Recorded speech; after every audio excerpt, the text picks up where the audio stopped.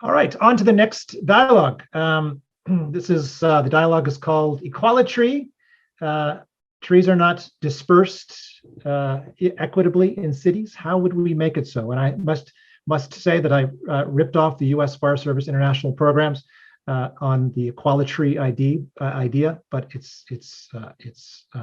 was unavoidable, really. I'd like to invite Jacob Koch from Bloomberg Associates in New York to take us away on this dialogue. Here you go, Jacob. Good evening, good afternoon, good morning. Welcome to everybody. Thank you for joining us. My name is Jacob Koch, and I'm a member of the sustainability team at Bloomberg Associates. Bloomberg Associates is a municipal philanthropic consulting firm, and I have the great privilege to work with mayors and city governments around the world to make their cities more sustainable and to improve the quality of life for residents. I'm very excited to serve as the moderator for this discussion titled Equalitree. Trees are not equitably dispersed in cities. How could we make it so? And I'm lucky to join by our three panelists doing absolutely outstanding work to increase tree equity in urban areas. We're joined by Vivek Shandis, who's professor of climate transformation and director of the Sustaining Urban Places Research Lab at Portland State University. He's also the chair of the City of Portland's Urban Forestry Commission. Welcome, Vivek. We're also joined by Kelly Herzog, joins us from Melbourne, where she leads the Urban Forest and Ecology team at the City of Melbourne. Welcome, Kelly. And Raed Mansour is the Director of Environmental Innovation at the Chicago Department of Public Health and is also a board member of Open Lands and the Chicago Region Trees Initiative. Welcome, Raed. We're going to have short presentations from each panelist, followed by a discussion. So Vivek, over to you. The Zoom is yours. Hello, thank you, Jacob, and thank you, David and the whole team for arranging this. I'm grateful to be here. I'm here in Portland, Oregon. And this is the indigenous homelands and unceded territory of the Multnomah, Clackamas, Tumwater, Witlala bands of the Chinook, the Tualatin, Kalapuya, and many other indigenous nations that live alongside the river known as Wimla, Nichawan, or the Columbia. It's really a privilege to be able to talk to you about the topics of distribution of green spaces in cities. I wanted to just share a couple of slides here just so I can keep myself a little bit organized, and I'll be sure to keep in your time limit here.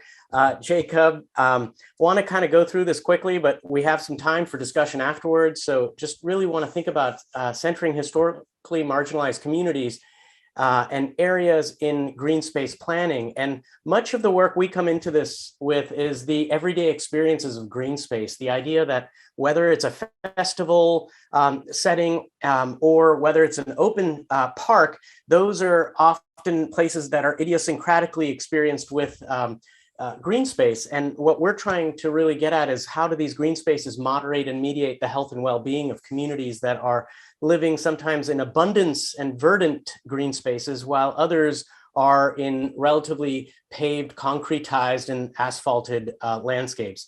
It turns out the reason for a lot of those distribution of tree canopy, as we studied across the United States in 108 cities, was really that historic processes of segregation, namely through race-based segregation policies, created a distribution of green space. Today, 80 years later, since the promulgation of some of these policies, where distribution of green space is highly inequitable. And in fact, when we look at the relationship between where the greening is and where the asphalt or the impervious surface is, we see that in the areas that are deemed as A, which in segregation language is considered best, and the areas that are D, which are considered hazardous, where the majority of communities of color, low income, and immigrant communities were living, often green space is orders of magnitude less. And this was a pattern regardless of where we looked in the United States.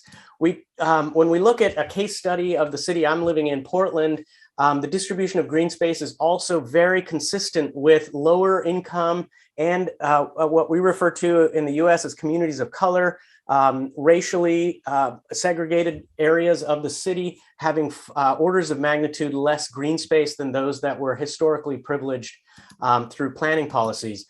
In a recent study, we actually looked at not only the static distribution of green space, but what has happened to green space since 2014 to 2020. And we saw that the areas that were historically marginalized are now also losing green space the fastest. These are private trees, public trees, parks, and any open spaces. And the east side of the city, if you will, on the right side of the screen, the darker purple suggests the areas that have lost the greatest green spaces. And those are the places that have actually had the least green spaces to begin with. And when we take into account a recent event, a global event of a heat dome that came through the Pacific Northwest in 2021 that killed over 1,000 people and is arguably the first climate-induced natural hazard in the Pacific Northwest of the United States, and we see where the distribution of deaths occurred, they're largely in the areas that have also lost the greatest green space over time. And this is very interesting, and this is the only graph I'll show you, promise. And if we look at the temperature readings on the left side, this is Celsius temperature on the left side, and the amount of green space gain or loss is on the bottom. The negative is a loss of green space, and the positive numbers is a gain of green space. The majority of places that lost green space were also the hottest places in 2014. So we're really seeing this issue playing out in many very consistent ways. And when we dig a bit further, whether anywhere on the West Coast, if we take this, the places that have grown the fastest are the places that have been, in this case, the C or D neighborhoods that were historically segregated based on the color of one's skin or their income level. And so this is playing out even today in the last 40 years of population growth. That's where the population seems to be going. And we're seeing a green squeeze in those areas. We're trying to combat some of this with working with places like Los Angeles in trying to create a greening initiative that really prioritizes and centers historically marginalized communities by thinking about how do we embed within city code and within the practices of within municipal planning practices strategies that would either put in a very easy available space in a neighborhood that has been historically disinvested, working with community members, adjacent property owners and property renters, as well as the harder, difficult lifts of trying to actually reconfigure a street and bringing green spaces into those planning initiatives. So there's a couple of guidebooks that we've written looking at this, for example, in terms of tree equity in the Los Angeles region, and we're working in several other parts of the country at this point on this particular topic as well. And so I'll just close by saying that the same systems that created the tree, the Equalitree or the Inequalitree have not changed since the inception of these segregation policies in the US known as redlining policies. Simply moving trees into a neighborhood can further exacerbate and amplify existing inequities. Often communities have been done to, and that trust can be a very sensitive topic to be able to just go in and start putting trees into a neighborhood that has had historic distrust with municipal agencies. And then finally, much of what we've seen, for example, in the cases of New Zealand that we just saw, are these community-based neighborhood scale engagement campaigns that center on the current needs of the communities as well as how we go about sharing power. So I think I've come in just a little over 5 minutes, but my contact information is here. Glad to continue the conversation, and I'll stop sharing the screen now. Thank you. Thank you so much, Vivek. And Kelly, over to you next.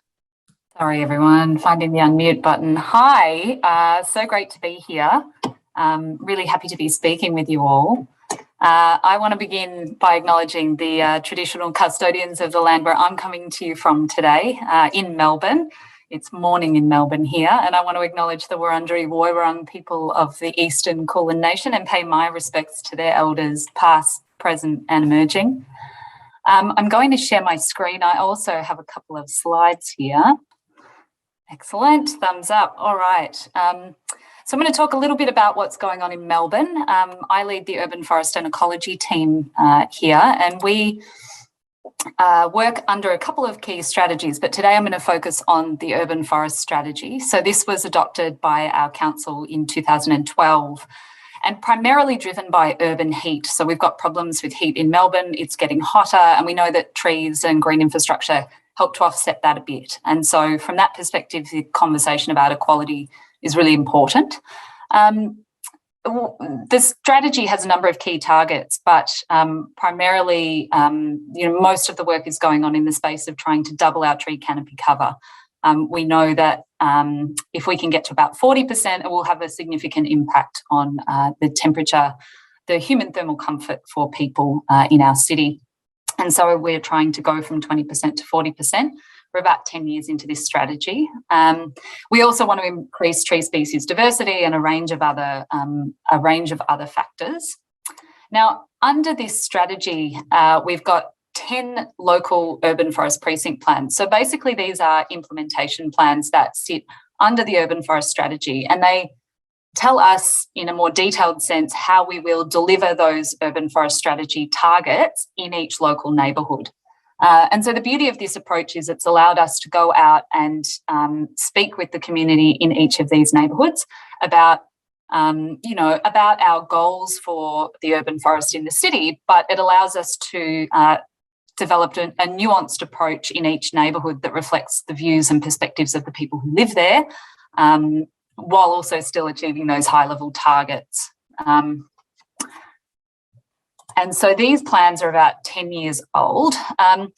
The equity isn't discussed explicitly in these documents, but there are a number of ways that we've sought to include data in the prioritisation of planting in these documents that helps to get more equity in the way that trees are distributed through the city. And so some of the data inputs that work almost as a proxy in that sense are looking at areas where there's low existing tree canopy cover. So we know that there are parts of our city where the tree canopy cover is not great. It's definitely not distributed equally. And by prioritising areas where the tree canopy cover is low, we're able to kind of make sure that we're investing in the areas that we need to. Likewise, we look at where there are opportunities for new planting. So typically this is places where there are not a lot of trees already. And so we prioritise those areas as well. We also look at where there's areas of excessive heat. So we use thermal imagery to determine this. And again, these are areas where there's typically not very much green cover.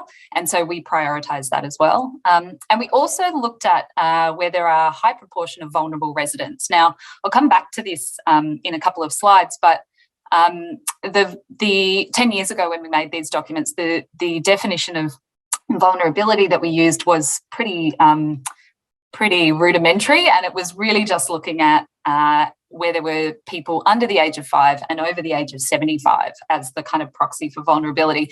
Now, there's lots more work that's been done in that space. And so, yeah, I guess I would flag that a little bit as an area for improvement for us. Now, again, looking at canopy cover in different parts of the city, and this is something we measure annually in Melbourne. And what you can see here, basically, this is our data from last year, and this shows that tree canopy cover is definitely not distributed evenly across the city. Kelly, just to let you know, unfortunately, the slides are not advancing on the screen. How's that? Can anyone see that? Yes, you can see that? Yes, thank you. Great. That's good. That will tell much more of a story than I can with words.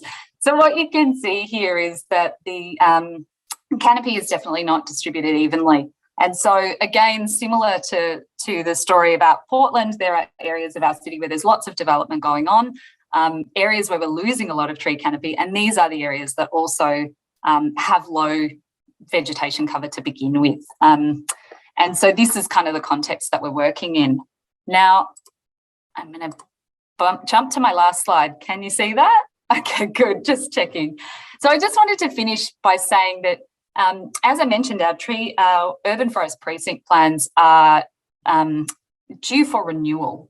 So we renew these every 10 years. The urban forest strategy goes for a longer period of time, but we update our implementation plans regularly. And so in this process, we're considering different ways that we might increase equity in the way that trees are distributed throughout the city. So there's some areas of opportunity that we're considering. So things like localised canopy cover and tree planting targets. So while we've got a 40% canopy cover target, that is across the whole city. And so we could achieve that target, but it would not mean that that is providing tree canopy in the areas that need it most. And so thinking about more localised targets could be a way to consider that. We're also, I think we've come a long way in the way that we engage with our community. And so we know that as government, we might hold a workshop, but often, particularly when we're talking about trees in our city, there's some people who are really empowered and feel confident engaging with government. And so you can kind of fall into a situation where you're hearing from the same voices all the time. And so City of Melbourne's doing a bit of work at the moment on neighbourhood plans, where we're really focusing a lot on reaching out to segments of the community who have not typically engaged with us in the past. And so that's a way that we can actually get a broader range of perspectives. Again, as I mentioned, the definition of vulnerability and the data that we used on that was pretty limited last time. And so we're looking at much broader definitions, looking at around heat vulnerability and a more nuanced approach to that. And then lastly, like I said, these regular program reviews I think are really important. It gives us the opportunity to look at the last 10 years of implementation, the money we've invested, where is that money going?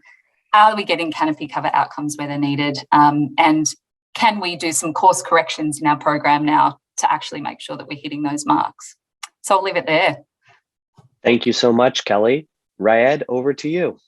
Thank you, David. Thank you, Jacob. I'm going to upload my slides here. And I'm Rad Mansour from the Chicago Department of Public Health. I'm the Director of Environmental Innovation. And one of the things you might be thinking is, why is public health involved in trees? We don't plant trees. We're not really traditionally involved with trees, but as you know, and everybody here, that trees really do affect public health.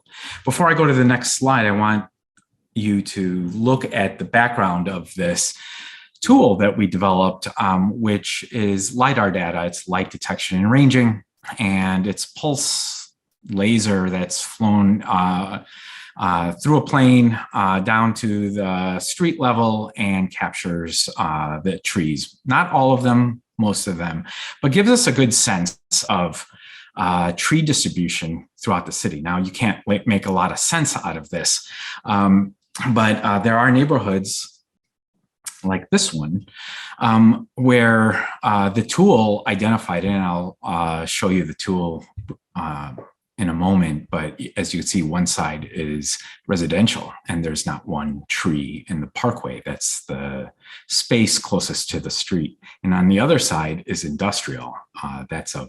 Looks like a coach bus company that probably idles their diesel gas throughout the day. And there's nothing buffering these residences from that. And as you can see all along down that street, it's the same case. So how do we go about achieving tree equity in Chicago? Well, first, the Mayor Lightfoot of the city of Chicago announced a historic investment in tree equity, $46 million that will go towards planting. It's an historic expansion of planting trees, 75,000 trees across the city for the next 5 years, which doubles the tree planting when you look at year over year. The strategy is to prioritize these plantings in historically marginalized and underserved communities. So how do we go about identifying the communities? Well, first, we looked at that tree canopy, and to the left here, you see the tool. And it wasn't just trees we need to look at. What we started exploring with this tool that was designed in partnership with our partners from University of Chicago Center for Spatial Data Science and funded by Bloomberg Philanthropies, this community tree tool, where we took social vulnerability index, a flooding susceptibility index, an economic hardship index, traffic, asthma, surface temperature, and added that in an aggregated tree canopy percentage. With all these variables, these public health measures and these indicators, we can get a better sense of not just where communities need trees the most, but where we can get the greatest public health equity impact. And as you can see, the citywide average is 16%. It fell 3% in 10 years. It doesn't sound like a lot, but that's over 1.5 million trees. So you can see if the citywide average is 16%, you have the near west side, this census tract, not an entire community area, but census tract, we drill down as granular as we could, is at 4.8%. As you can see here, there is a lot of tree planting needed to catch up to that 16%, which is not good citywide. We want it even higher. Together, these can help us prioritize these communities for tree planting, but also tree maintenance, community engagement, and job training, workforce development. So the strategy, this is just part of it. We take all this data, and by the way, the data that we use is public, but it was siloed and separate with different people and in different platforms. So we brought it together into one platform that made it easy, not only for the city, but for the community to use. So we created a tree equity working group. It's over 70 members that cuts across different advocates, community-based organizations, religious organizations, and conservation organizations, that we can use this tool together, and they can ID where trees are most needed. And we work with our community partners to locate and prioritize the specific sites that they want to plant trees. We want to help maintain trees. So we created a robust train the trainers model, where we go in, train the conservation organizations on how to survey a site where a tree can fit. Chicago is probably not unique in all the bureaucracy involved in planting a tree. So we worked through that, and we created community tree ambassadors. These are community members that will not only be choosing the sites within their communities, but engaging the residents, choosing trees in industrial areas, and doing the care and education. We step in where they want us to step in. They identify gaps that they want us to help fill, and we elevate where they want us to elevate. It is a community-driven, data-driven strategy. Also, we're engaging all Chicagoans, but specifically using our tree equity working group to design a campaign to engage residents about the value of trees in their communities through their storytelling, not ours, not through our lens, but their lens. It empowers them. And I think the message, it probably hits home better than coming from the city. It's called Our Roots Chicago. And there are other work that's not mentioned here because of the time limits, but we are working on equitable contracts for smaller local landscapers, job training, workforce development, improving the technology to get a better sense of real-time planting of trees and where trees exist, like a census, and changing the tree planting policies and procedures. This is just the first year. We have a lot to learn still, improve and build trust and stronger community partnerships. It does take a while to unwind 180 years of unjust practices. So this is one of the things that we're working together with the community. And thank you for your time. Thank you so much. Thank you to all of you. I think that's a wonderful introduction, and appreciate you all giving us that quick snapshot to some of your tree planting efforts. One thing I heard, I think in common, a challenge across all of these cities is the fact that at the same time that you're trying to increase tree planting and increase tree equity, meaning the distribution of trees to neighborhoods that need the most, you're also facing tree loss, right? I think each of you talked about how in your city, trees are being lost still. And Vivek particularly highlighted that that's happening in the same areas that need trees the most.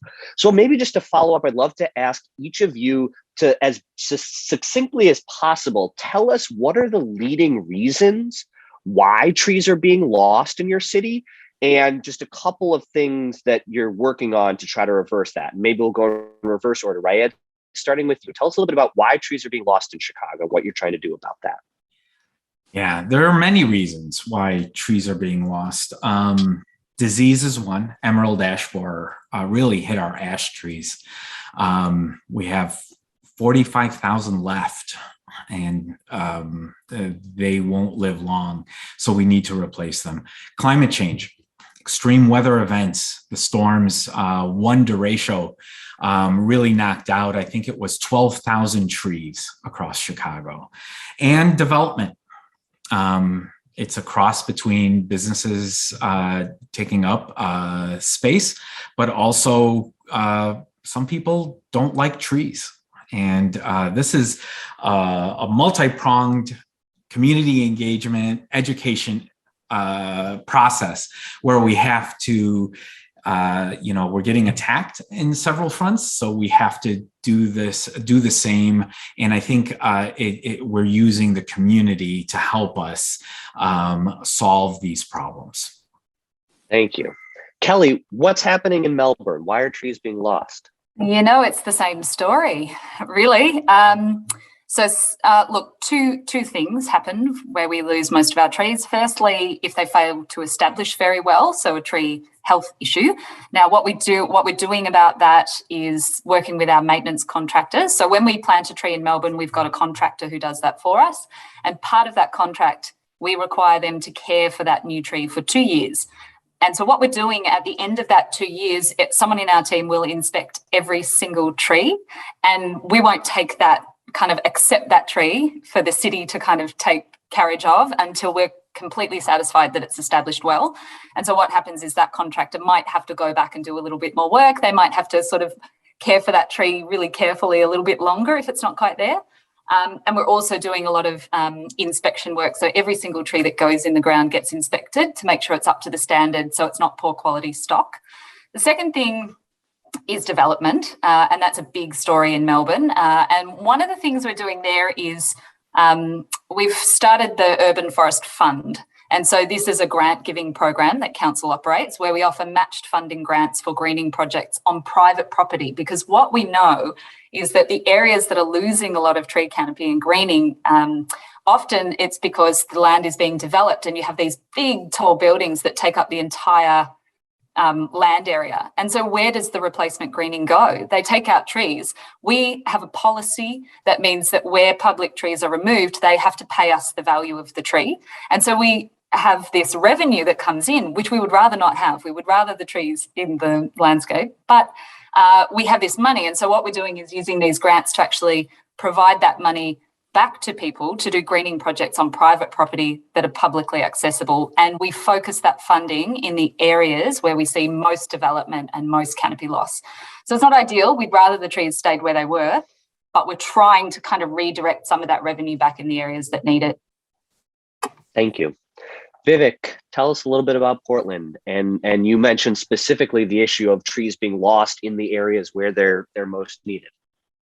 Yeah, I really think of this as a real issue of upstream tree canopy, addressing upstream tree canopy, because frankly, like, we can be digging tree wells and getting trees in at a blistering pace, and we will never keep up with the scale of development that's happening. And we will lose canopy faster than we can get trees into the ground.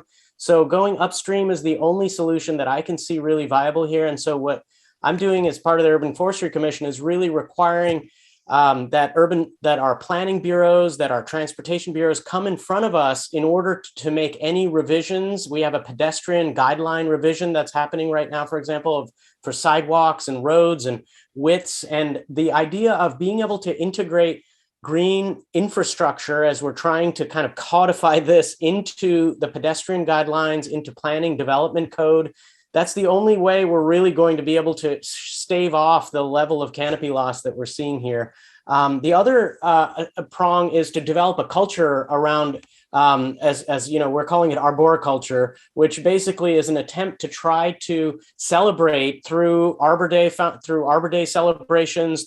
We created a website called Canopy Story, canopystory.org, where we took LiDAR data, identified all the big trees in the city, and have people go and post stories about those. Some have haikus, some have various forms. So really finding different ways to be able to bring the culture of trees, and and the third is to really lift up indigenous narratives of the region. And we know that this part of the North America had the highest density of indigenous cultures of anywhere in North America, and there's a long history of stewarding, caring for the land, and really trying to lift up those narratives of what was done to deal with fires in the region over millennia, and how did communities actually steward trees, and what were some of the stories around trees. So really trying to lift up those stories as well as part of the agenda. So many different angles on this one, but really bottom line going upstream.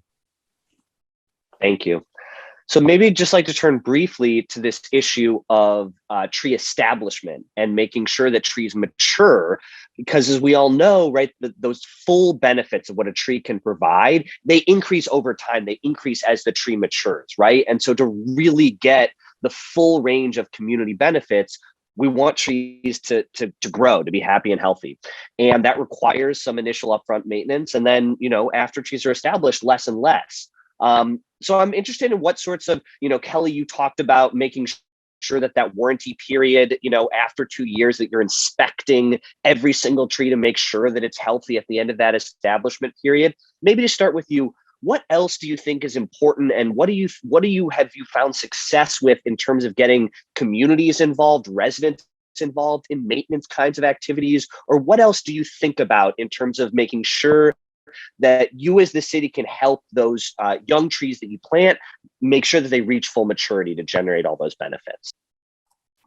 Yeah, sure. I mean, look, this is not something that I would say we're doing perfectly. Massive area for improvement. When we analyse where we're losing most of our tree numbers, the majority of them are young trees. And I think that's sometimes because young trees are a bit of an easy target. People look at them and go, well, you know, that could be replaced easily. We'll just put another one back in. And the reality is that if we keep doing that over time, the trees never get a chance to establish. And it's most of the younger trees, again, are in areas where we're trying to build up canopy because there is not as much as we would like in those areas. So, look, we haven't got a specific program where we're engaging with community groups to maintain our young trees. I think it's probably, given City of Melbourne's a pretty urban municipality right in the centre of Greater Melbourne. And so a lot of the time the tree plots are quite technical in nature, you know, in urban footpaths and things like that. But one of the things we're exploring at the moment is around urban agriculture and planting some productive trees. And we're working with the local community in Kensington around what a collaborative maintenance arrangement on those types of trees might be, where they might be involved in harvesting and caring for those trees. One of the other things we do is a lot of advocacy, both internally. I think as a city government, what we see a lot is, unfortunately, a lot of the trees that are impacted for us are by our own projects, by other departments. So advocating for, say, our engineers who are trying just to make, they would love to have smooth footpaths with no trees in them, because then you don't, you know, trees are messy and don't fit neatly in their asset management kind of approach. And so working to kind of advocate around the benefits of trees and why we need them to be big and healthy to get most of those benefits. So it's a lot of it is our officers on the phone talking about why trees are great, why we need them to be big, full canopies, why it's great to have a tree in front of your house, why it's great to have a tree near your property. So look, it's a lot of piecemeal stuff for us and a lot of one-on-one conversations with, you know, a community member who maybe wants us to remove a tree out the front of their house because they're worried about root damage. And we can kind of sometimes, not always, but sometimes talk about the benefits of trees and change perspectives. So it's a lot of small conversations, I think, for us. Trying to that's where it begins. That's where Exactly. change begins. Thank you. Vivek, you talked about creating that Abora culture, right? And creating a culture around trees and understanding the benefits, and perhaps even, moving towards that notion of community stewardship. Did you talk about anything that you're excited about in Portland with, engaging community members and residents around maintenance of trees and ensuring that trees, reach full maturity? Yeah, it's an ongoing endeavor, and it really requires us to go to the what we call the unusual suspects to participate. So we're really going to the healthcare industries for funding. We're going to schools have been really tremendous in this. There's a whole means of getting curricular efforts, and similar to the videos we saw in the earlier presentation from New Zealand, we're trying to create what's called a apprenticeship program for urban tree maintenance. Unfortunately, I live in a town where if a municipal government plants a tree in front of your house, then if you're the property owner, you're responsible for taking care of that tree. And so what we're doing in essence is planting trees into historically marginalized neighborhoods where often communities that don't have the means to be able to care and maintain a tree are then burdened with a bill to take care of it. So what we're trying to do is really create a means of being able to support those communities that can essentially waiver into a program so that they can hire a apprentice to come in with a certified arborist to be able to help prune the trees. So there's some really interesting programs that are trying to, what I like to call multi-solve this, so that we don't burden a community with a particular tree or trying to push an agenda there, but saying that these are going to be taken care of as they get planted in the ground. A lot of work to be done still, very early stages. And so I'm not claiming that this is a panacea by any means. It's a promising direction, at least at this stage. Thank you. Red, what about in Chicago? I know you were similarly at the early stages of trying to, broaden that community participation in the stewardship and maintenance of trees. But, what are you excited about? What are you guys starting in Chicago with respect to, community engagement on the maintenance side? Yeah, it's a similar situation as in Portland. One of the things that is key is the city's planting these. And if the city's planting these, those trees have a 2-year warranty, enough time to establish the roots. So if nothing happens, the contractor will replace them. Now, we don't want a whole bunch of dead trees, of course. Part of it is community engagement. And yeah, true, as Vivek said, we don't want to burden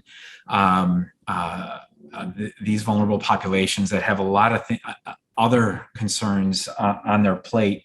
And so we have our conservation organizations that are helping, as well as the community organizations that are uniquely situated within the communities where planting these trees have tree keepers, have green leads, have individuals that are invested in the communities that they live and serve with. So we would like to engage everyone to help maintain these trees. Now, not pruning, the city's responsible for that. So, but the first 2 years, I think we have enough time of a cushion so that the trees can take root. But it's part of that community education. And someone mentioned health too. In order, and Jacob, you said in order to get the most beneficial health effects, that tree has to survive 20 years. And that's the public health piece. How do we clean the air, decrease asthma, improve cardiovascular conditions, anxiety, stress, violence, mental health? It goes on and on. The benefits are almost, if it was a drug, if trees were a drug, everyone would line up and take it. So I think that we have to invest early on, and that happens with the community.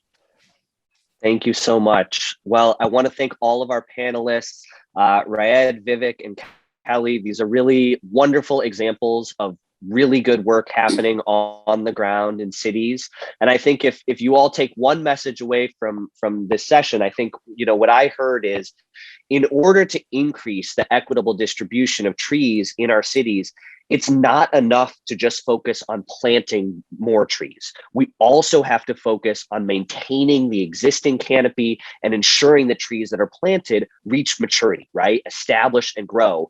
And that it's not enough for that to be a city government effort, that has to be a community effort, that has to be something that involves everybody, involves residents, involves nonprofits and community organizations and public sector partners. And so I hope that all of you can take that message back to your communities all around the world, and we can all work together to increase the distribution and growth of trees because of all the wonderful benefits they provide. So thank you all so much. And David, I think we'll hand it back to you. Thank you. Brilliant. One of the takeaways I had from this this work is that there are locally adapted approaches to trees, but there's so many commonalities in each of your places. It seems like we might be able to converge on some, I don't like the word standards exactly, but for common practices or better practices that many people, and I think that could be a fantastic learning for many cities around the world, because we start to see things that work in different parts of the world, different climates. It's remarkable to see in this case. And each of you adapting something specific to your local context. Fantastic. Jacob, thanks so much for moderating that. Vivek, Kelly, Raid, great to have you here.